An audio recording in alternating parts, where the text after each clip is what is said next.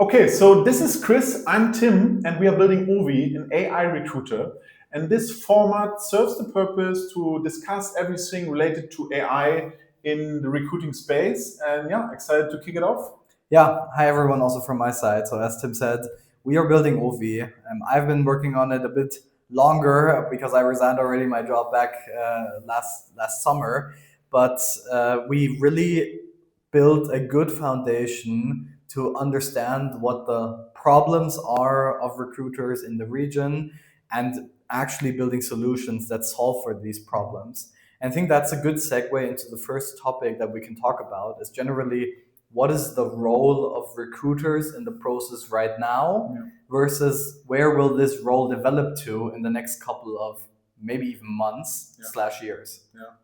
Maybe I think it would make sense if I start with outlining how it looks right now, right?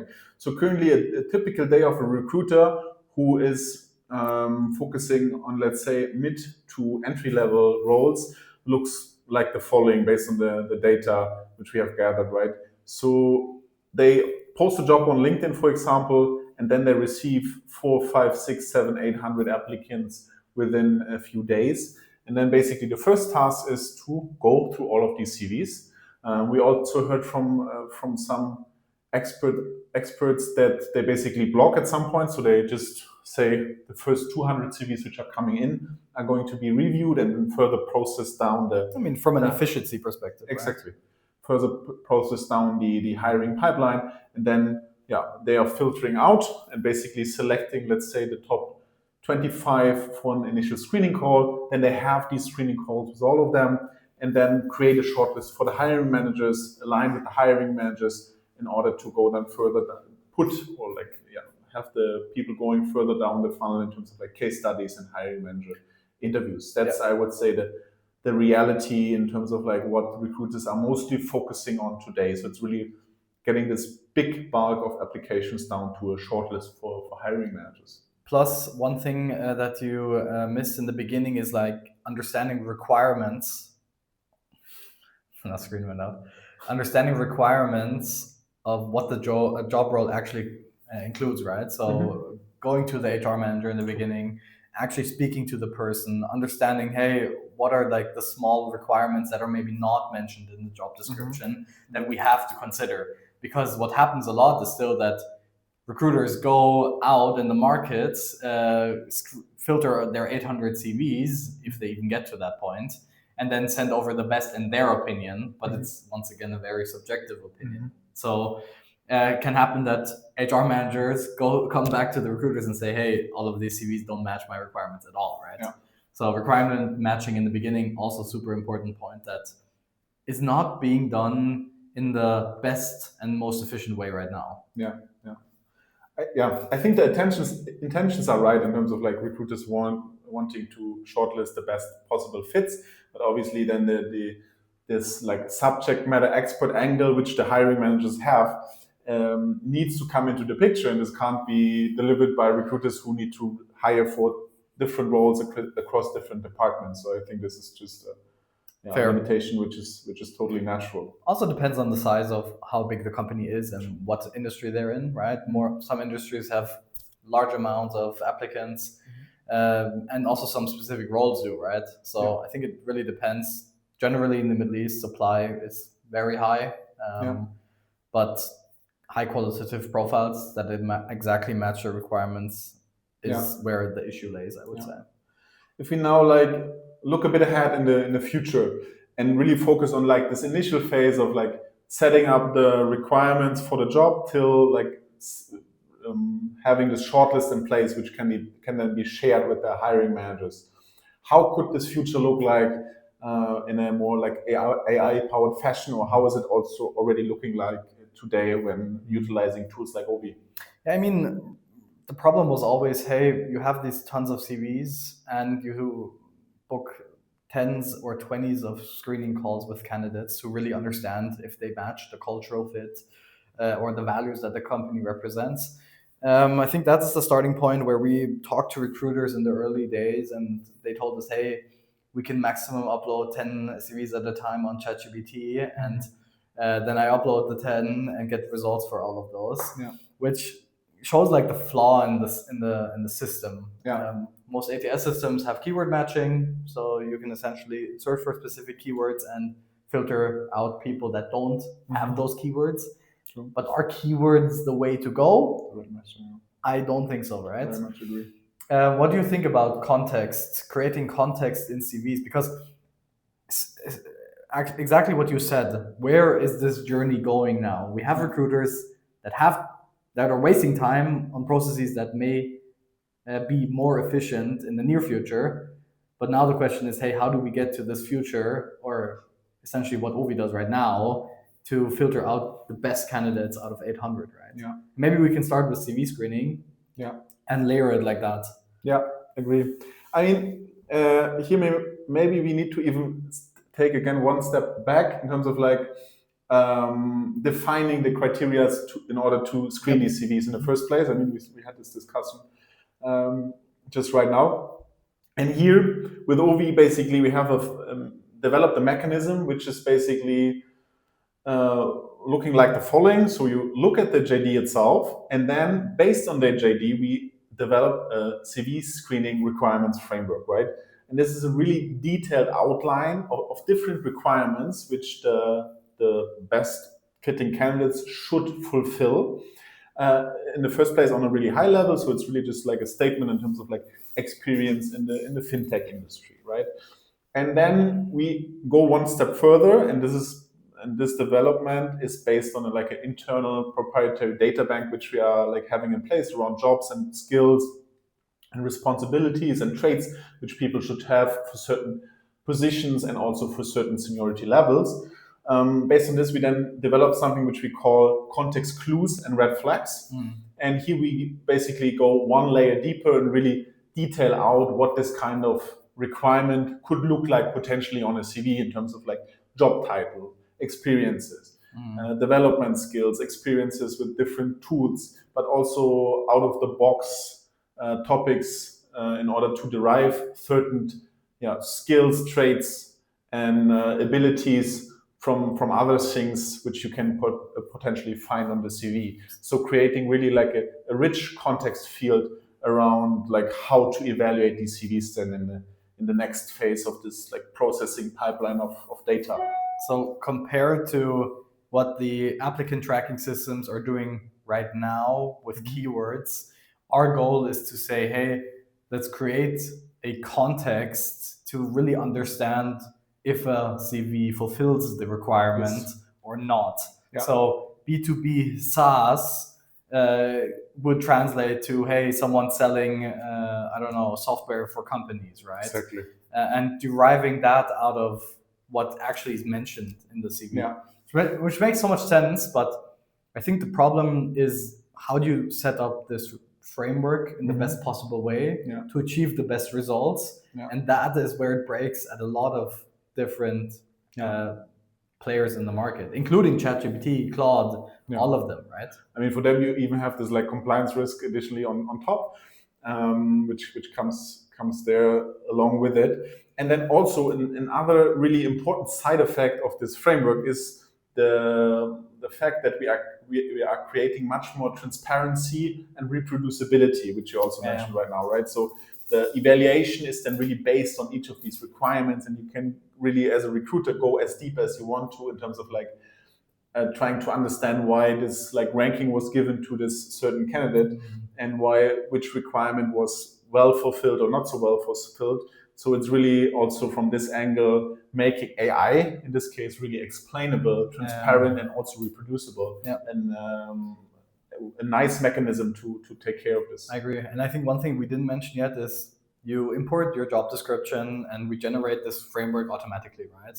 But one important thing is customizability. So exactly what we talked about in the beginning, like your hiring manager most likely has a lot different requirements than maybe you as a recruiter have in your head, right? So also going into the system and being able to say, hey, I don't know, for a construction role, we have to have 10 years of experience for injection molding or whatever, right? There's different super specific requirements that can then also be added to our framework that is already developed, right? And another layer of AI where you can generate this context around that requirement automatically. Yeah.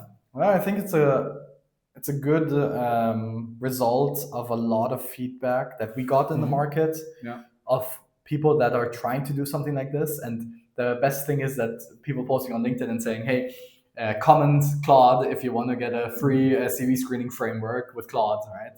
Always sounds good in the beginning, but if you get into the details, reproducibility is like very low. Quality is okay-ish, but that is where we really can differentiate in terms of quality of results compared to like the normal language models that we see in the market. Right? And also from again, from a compliance perspective, obviously we are highly compliant. This is something which you don't have with these big models. And then also from like a UX perspective, right? With us, you have it all in one place. You can just move the people around different stages and make notes and this kind of things. So this is all things which you get on top.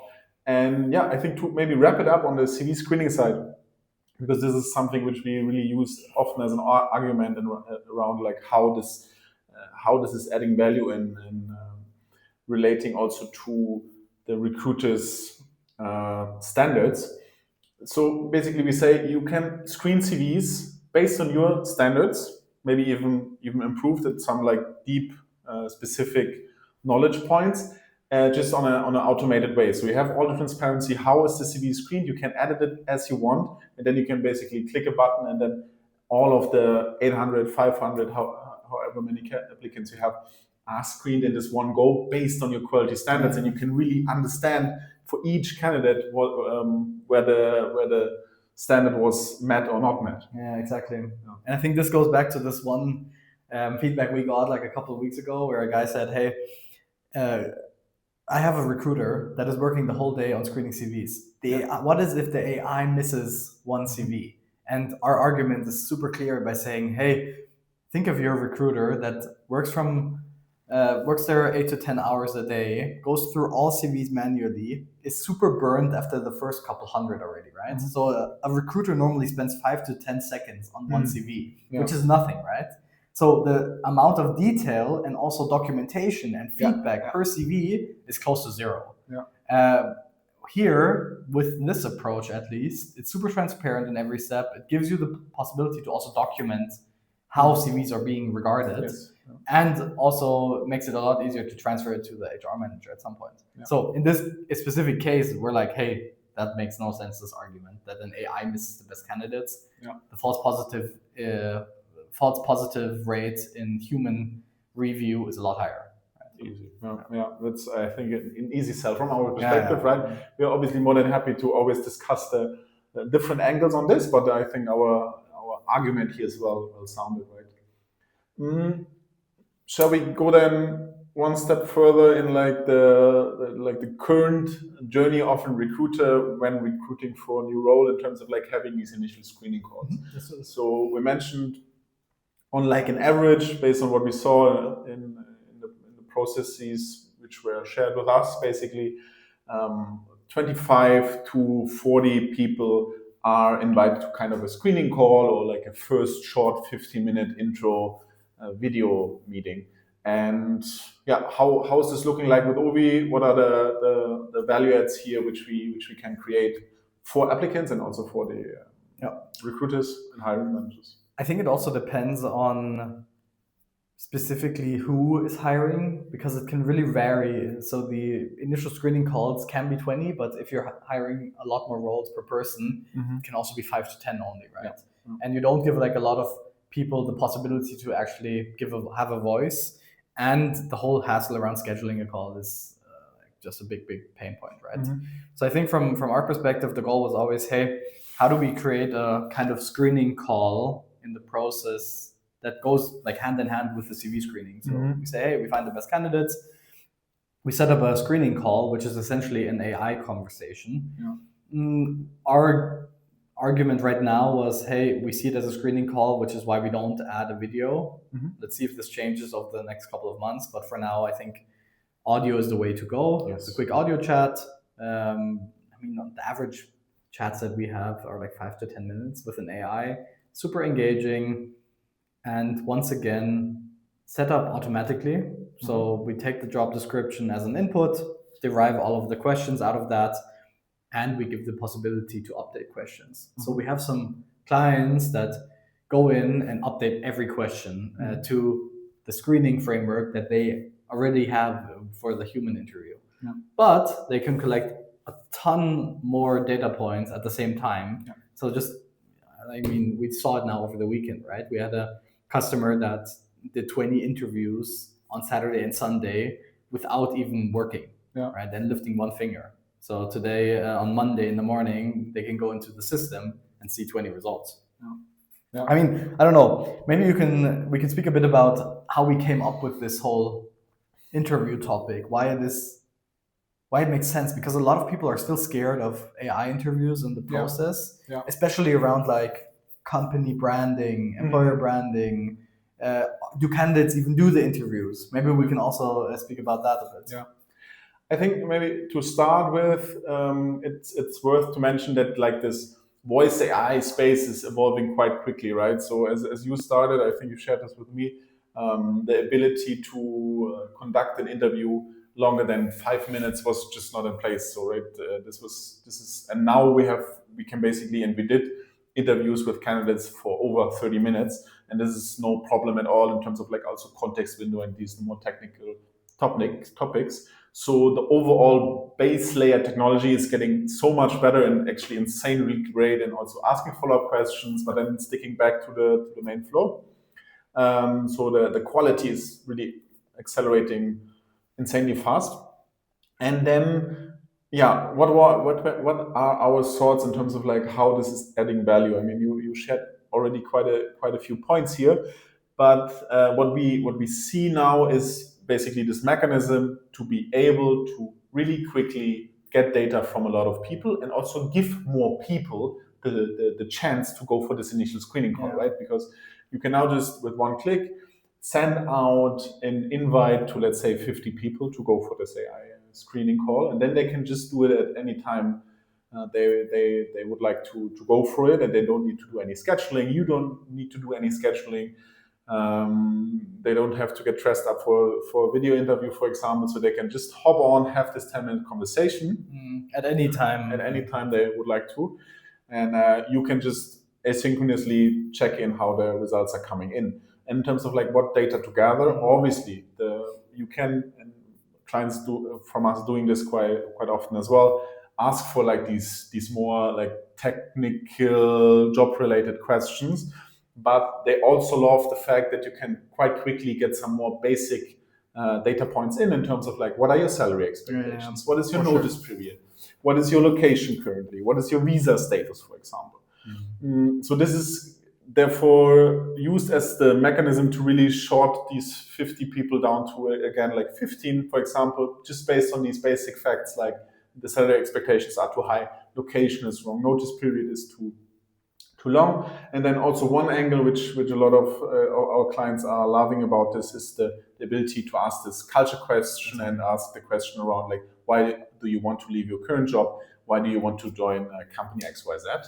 And there also maybe, I think this may be the perfect segue into the topic company branding, in terms of like, how does the experience add also value for the people being interviewed, and just maybe talking here a bit about like, can they also ask questions? How is this looking like?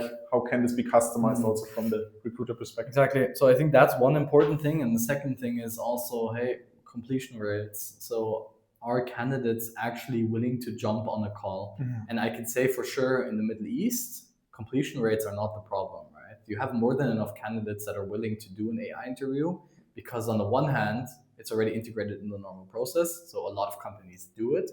And on the other hand, they're looking for a job. They're willing to go the extra mile to get the job, right? And that goes hand in hand with what you're saying around candidates have unlimited amounts of questions regarding roles before they join. And especially the best candidates, they want to cherry pick the best jobs. And in the best case, make sure that they're making the best possible decision for themselves. So that also means, how is my team going to look? Who am I going to report to? What is the company culture like? What are the values that the company is representing? Are there any offsites? Are there any additional policies? What is the insurance policy?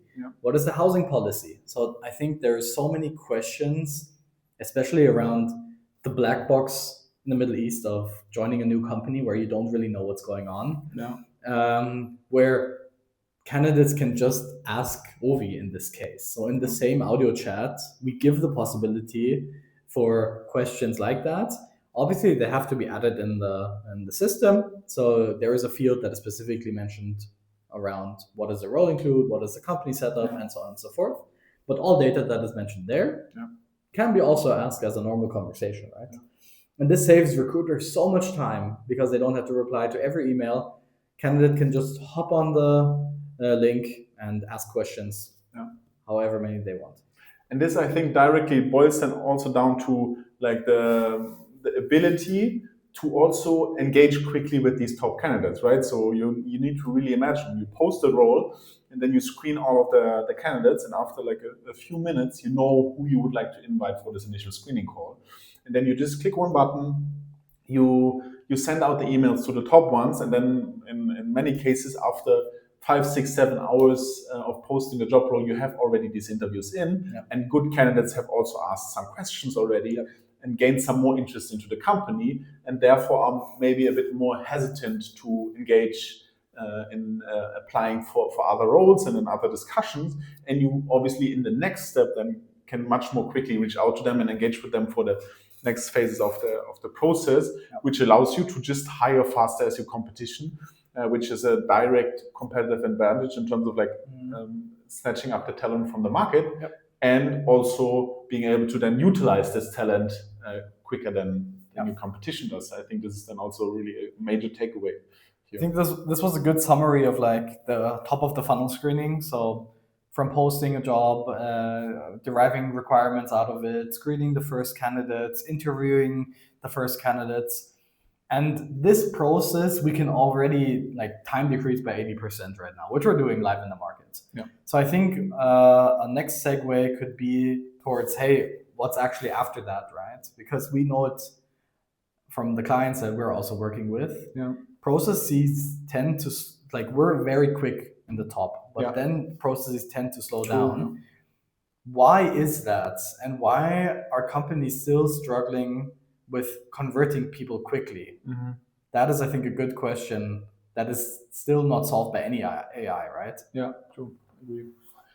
Yeah, I mean, it's a pretty like big question, I would say, and also really heavily depends on the company size and the processes and the team behind like these hiring efforts, right?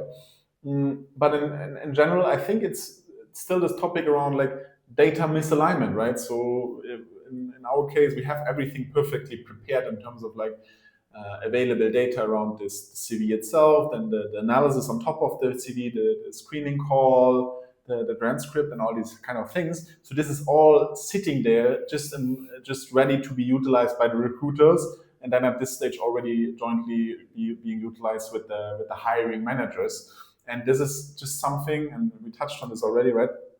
Which is currently not really possible in terms of like having data in such a rich and clearly structured format available for hiring managers to go through, evaluate, and give feedback on. And I think this is really blocking the process down the line. Also, in terms of like, we had a discussion last week with a recruiter who was saying we want to take a bit of the workload from the engineers, which are like then tasked to do the case studies here, right? Because this is then again another bottleneck. You are like training resources from like core software development functionalities in this case in order to do this hiring part, which obviously is for some people always more burden than a pleasure. So here again, things are just slowing down because data insufficiencies on certain levels, and then also the availability of people around the process. I think these are 2 points which are really like impacting this heavily. I think the process sometimes is not even clear. Like, hey, hiring manager doesn't even know how many candidates are coming from the recruiting team. Yeah. So it's not very clear that he has to actually free up time Yes. and make sure that he takes the time as quickly as possible. Because think of processes that we went through with some candidates where it took, I don't know, 2-3 months to actually go through the process. Think of also how the candidate feels in that process. From an emotional perspective, he's dead, right? Yeah. I mean, why would a candidate be motivated to wait 3 months to join a company if it's not a significant salary bump or a role that the candidate has been striving for, right? Yeah. I think that's a big problem. And I mean, we can also say that there are ways to optimize that. Sure. Also by including AI in processes afterwards. Yeah. If it makes things more efficient in the early days, I'm honestly not sure. I don't probably think so. But as we already said the whole time, implementing AI in hiring is a process. It will not happen in a matter of months. First AI tools in hiring came out like 1.5 years ago that were really good because the LLMs it took time for them to develop in that way. But now we're getting to a point where, at least for like low, medium level roles, it works very well. Yeah. For senior roles, we're not there yet from an educational point of view. Yeah. No C-level wants to do an AI interview before actually speaking to a hiring manager, right? So I think this is a super interesting step in the process where we are right now. What do you think in terms of like next steps? Where do you think this whole journey is going to go? Is it going to be after like what we just talked a bit about? Hey, later down in the funnel of hiring, or what is going to happen in the next couple of months and years? Yeah. Funny enough, we just had an exercise around this, right? Like mapping out the whole like recruiter journey across these different stages, or like more the company journey on another level around like hiring people in terms of like the intent and the need popping up, and then really signing the candidate in the final step. And we basically mapped out here the abilities where like this core human is still really, really relevant and won't be replaced at any point of time by AI. And then also these like steps in the process which are more likely or less likely to be replaced by AI. If I would maybe then, well, I'm happy to cover the part in terms of like what is our internal vision for the really, really short term more, and then maybe you can touch a bit on these like this broader process chain topic. Yeah. So for us, it's really now focusing on our like core engine, right? So we discussed this now in quite some depth in terms of like really boiling down from 1,000 applicants to the top 15, 20, let's say, in a matter of days. And this is really currently happening with our customers on a day-to-day basis. And obviously within this small part of the whole process, there's still a lot to do in terms of like automating a few more steps, fine-tuning a few things in this flow. So this is really our focus. Obviously, we have also our AI headhunting product where you can just drop a JD and then you get like talent suggestions from the market and can just approach them with also one click. But for us, it's really focusing on this core engine, right? It's also not really, this is really the point I wanted to make here. We will make this as good and as perfect as possible because this is like really a 50, 100x leverage which we see, which really can be made with our process or like AI in general at this stage of the funnel. But yes, specifically for companies that don't have an applicant tracking system yet and are in a growth phase where they're hiring 20, 30, 40 roles in the next couple of months, it's super important to keep the overview. Excel sheets are not the way to go, right? People still post on LinkedIn, promote their jobs, which is, by the way, a whole different story that we can talk about as well. But promote their jobs on LinkedIn, then they get thousands of applicants. LinkedIn AI features are really only based on keywords. The AI doesn't really work well. So here we have already the foundational problem where you miss out on best candidates because they're probably just not even showing you Yeah. by LinkedIn. But the point I wanted to make is really companies that do not have an applicant tracking system and are just tracking all of their roles on an Excel sheet are going to die soon. Because in terms of hiring, other companies are just going to overtake them and going to move faster, have a competitive advantage, and run away and take the best candidates. Yeah. So, and that's what's going to happen in reality, right? What's happening after that in the next couple of months, once we, as you said, build the infrastructure, is still super exciting because it will just change not the way how we collect data, but how we process data and how we derive like the best possible output out of it, right? Yeah, true. So I think that's going to be a super exciting journey where this is going to go. Yeah. But we need experts in the process to make this as good as possible, right? Yeah. So. Yeah.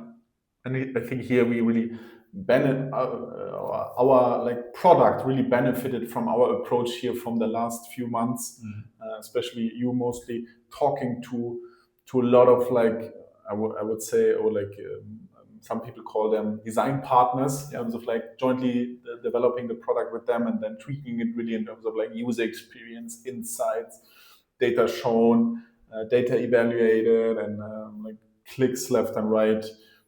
This was really insanely valuable, and this is something which we really like benefit of now in terms of like getting the feedback. This is so nice. It's just so easy, intuitive to use. This is such a fun way, and I think this will also be our mantra going forward. Really being close to the market, being close to the pains of our customers, and evolving the product based on these inputs, right? Yeah, for sure. And that's the only way how to get better, right? Yeah. Yeah, cool. I think this was a good first intro into what we're doing, what the problems are in the market right now, how we're actually tackling those problems. And yeah, we're really looking forward to the next episode where we'll probably go a bit more into detail on the early days of Wovi, how we actually built it without the tech teams or just the two of us. But we'll talk about that in the next episode. Sounds good. Thank you so much.